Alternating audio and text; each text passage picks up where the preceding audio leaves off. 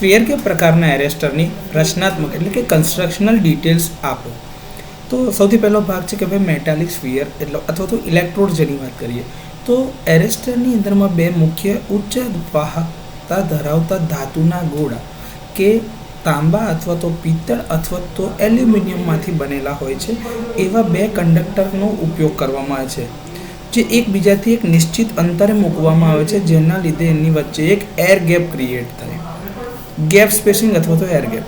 તો કે સામાન્ય સિસ્ટમ વોલ્ટેજ ટકાવી રાખવા માટે બે ગોળા વચ્ચેનું અંતર કાળજીપૂર્વક જે ગણવામાં આવે છે, જેથી કરીને નોર્મલ સિસ્ટમ વોલ્ટેજ ઉપર એર ગેપનું બ્રેકડાઉન થાય નહીં.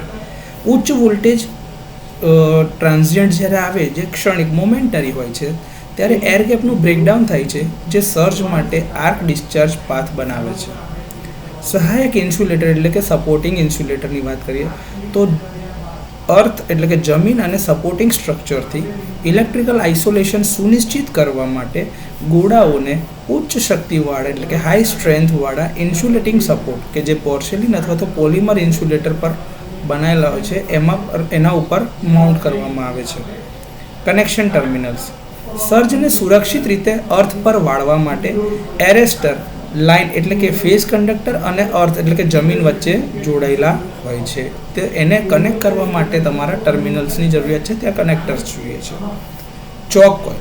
એમાં મેગ્નેટિક કોર એટલે કે ચુંબકીય કોર એટલે કે ફેરાઇટ મટીરિયલ અથવા તો લોખંડમાંથી બનાવેલા કોરની આસપાસ કોપર અથવા તો એલ્યુમિનિયમ વાયરમાંથી બનાવેલ હાઈ ઇન્ડક્ટન્સ ધરાવતી વાઇન્ડિંગનો સમાવેશ થાય છે. ચોક કોઇલનું કદ અને ઇન્ડક્ટન્સ એ સિસ્ટમ વોલ્ટેજ અને એક્સપેક્ટેડ સર્જ પરિસ્થિતિઓ એટલે કે અપેક્ષિત સર્જ પરિસ્થિતિઓ પર આધાર રાખે છે. તો સ્ફિયર કે પ્રકારના એરેસ્ટરની આ થોડી કન્સ્ટ્રક્શનલ ડિટેલ્સ છે. આનો કનેક્શન ડાયાગ્રામ અથવા તો સર્કિટ ડાયાગ્રામ જે છે ઓલરેડી આપણે જ્યારે એના વિશેના ઓપરેશનલ ડિટેલ્સની વાત કરતા હતા ત્યારે જોઈ ચૂકેલા છીએ.